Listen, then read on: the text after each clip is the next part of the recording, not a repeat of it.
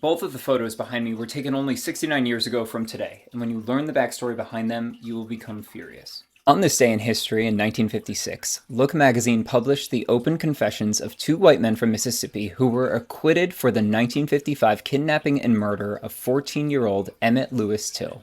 The article was titled "The Shocking Story of a Proved Killing in Mississippi." And in the article, the two men, J.W. Milan and Roy Bryant, detailed how they beat, shot, and then threw Emmet's body into the Tallahatchie River with a heavy cotton gin fastened to his neck with barbed wire to weigh him down. And for their participation in bragging about how they got away with murder of a 14-year-old, they were paid $4,000 by the magazine.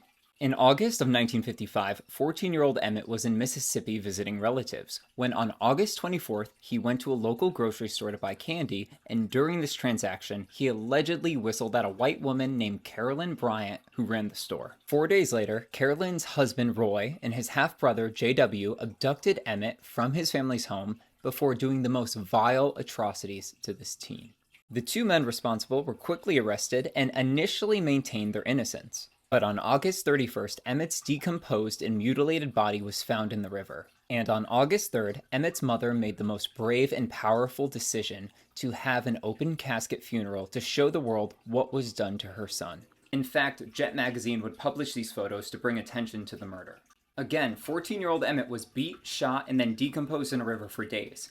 And he no longer at this point looked even human. And his incredibly brave and strong mother was willing to face this in order to show the rest of the world what was done to her son.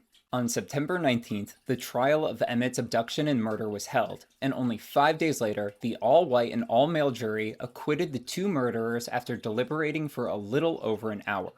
And regardless of the overwhelming evidence that linked the two men responsible, the jury would share to the press that they would have actually deliberated for even less than an hour, but they took a soda break in between.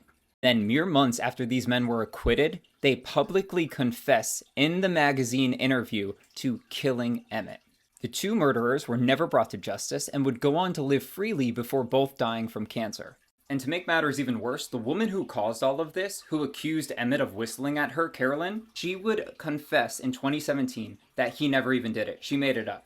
To quote her exactly, Emmet never touched, threatened, or harassed her. And she would go on to say, nothing that boy did could ever justify what happened to him. And on top of this woman, Carolyn, just died last year in 2023 and had the luxury of living a long life, something that she deprived Emmet from ever getting. Let that sink in. The woman who caused this was walking among us just in 2023. Overall, the heinous acquittal of these murderers would cause international outrage and further ignite the civil rights movement. I know that videos like this are not entertaining, and frankly, they're uncomfortable to listen to. But as somebody who makes videos on horrific history, I feel it's necessary for us to look back at what actually happened. Not even that long ago. 69 years ago this case happened.